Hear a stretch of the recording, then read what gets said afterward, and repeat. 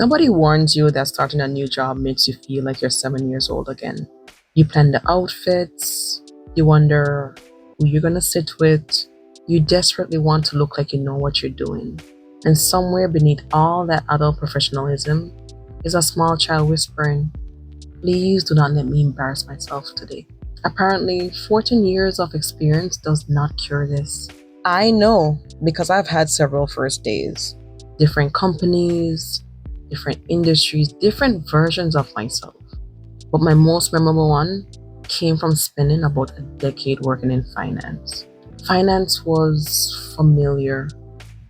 I understood numbers, reports, deadlines. Vendors calling because apparently the check is being processed does not bring them the same peace it brings the accounts department. I knew that world. And then I made a complete career U-turn.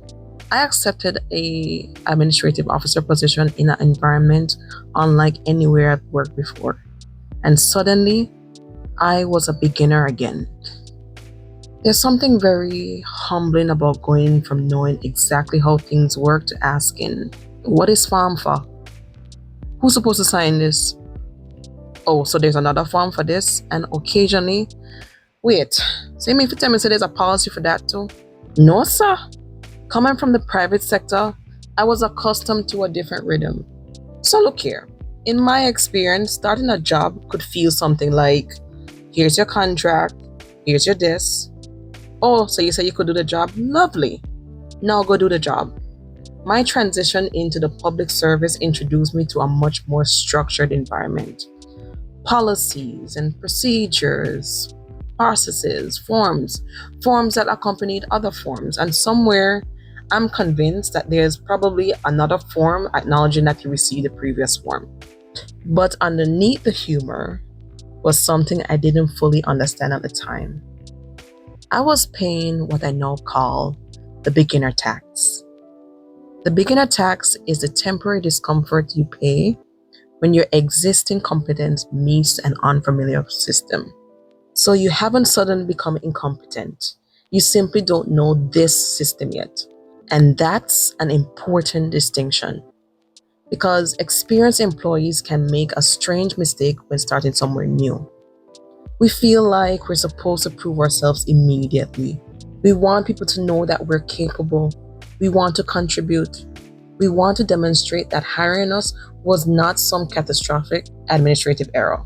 So we arrive carrying all our previous experience and sometimes forgetting something important, that every workplace has its own language, its own rhythm, its own expectations, its own written rules, and perhaps most importantly, its unwritten ones. You need time to learn both of them. One of the best things that you can do during your first few weeks is surprisingly unglamorous. Paying attention. Who actually knows how things work? How are decisions made? How do people communicate? What's considered urgent? What does urgent actually mean around here? Because those are two completely different things. Don't just walk into a new organization immediately trying to redesign everything. Your previous workplace may have done something differently. That doesn't automatically mean differently was better. First, understand why the current system exists. Then determine whether there's actually a problem. That's something I've carried with me ever since. You can't fix a system you haven't taken the time to understand. Another thing I've learned, find your workplace translator. Every workplace has at least one person who knows all the things nobody remembered to put in the orientation manual. Find that person. Mine helped me to navigate one particularly important first day issue, clothes. Now, I like to dress up for work. I always have.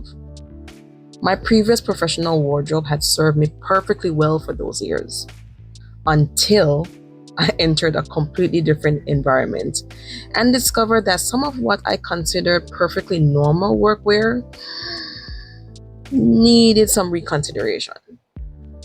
Apparently, context matters. Who knew? Fortunately, I had someone who helped me understand the expectations without making the situation uncomfortable. And that's what a good workplace translator does. They help you understand the culture without making you feel ridiculous for not knowing something you couldn't possibly have known yet. And while we're here, ask the embarrassing questions early. There's a short window when someone expects you to know anything. Exploit it. Ask questions. Take notes. Ask someone to show you twice if necessary. Because pretending to understand something on day 3 creates a much more embarrassing conversation on day 63. So, you see me? I would rather ask you how something works than spend 3 weeks confidently doing it wrong. Competence isn't knowing everything. Competence includes knowing when you don't know something. My biggest adjustment, though, was probably having my normal work style disrupted. I developed habits over the years of working. I like having my phone nearby. I like listening to music while I work. Music helped me tune out everything else and focus.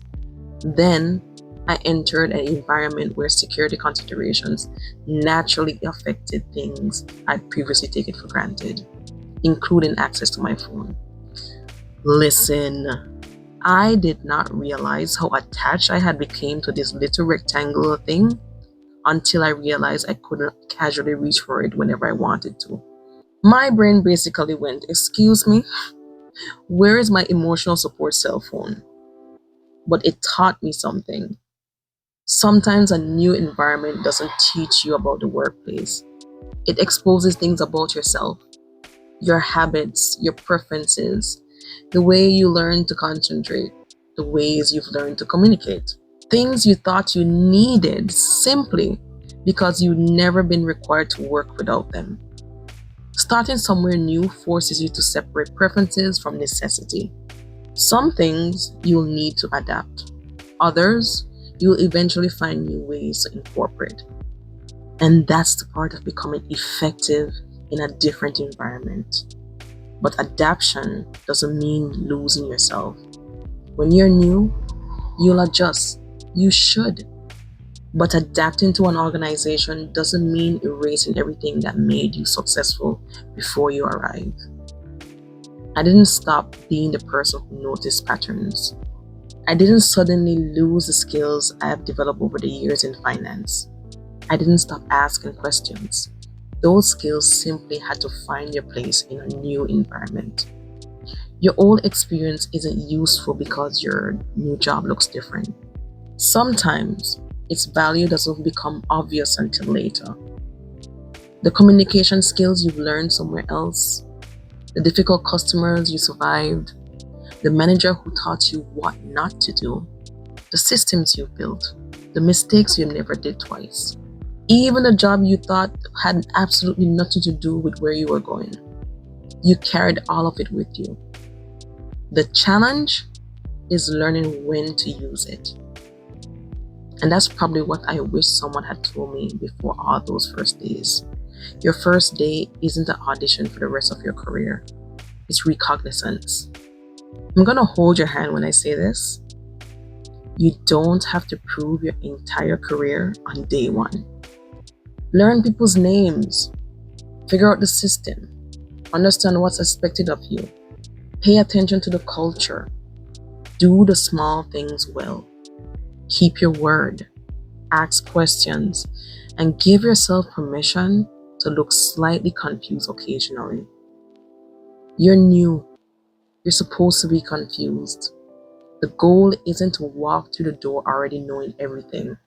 The goal is to learn quickly enough that tomorrow makes more sense than today. Then tomorrow becomes next week. Next week becomes 6 months. And eventually, something strange happens. Someone new walks through those doors. And they're nervous. And they're trying desperately to look like they know exactly what they're doing. They ask you, "Do you know where I'm supposed to take this?" And without thinking, you answer. Because somewhere along the line, you stop being the beginner. And there's a pattern underneath all of this. I've worked long enough to realize that first day anxiety isn't really about the first day. It's about uncertainty. We don't know the people yet. We don't understand the system yet. We haven't established our place yet. So our brains fill the gap with questions. Will I be good at this? Will they like me? Did I make the right decision? What if I mess up? Uncertainty isn't evidence that you've made a mistake. Sometimes it simply means you haven't gathered enough information yet. And perhaps that's a real survival rule. Before you decide that you're bad at the job, before deciding that the workplace is impossible, before deciding you've made a terrible mistake, learn the system. Then look for the pattern. This is chapter 2 of my work survival guide, where I'm taking 14 years of working life and turning the lessons, mistakes, awkward moments, and things no one puts in the employee handbook into something useful. Because everything is a system, but sometimes you just need to know where to look for it.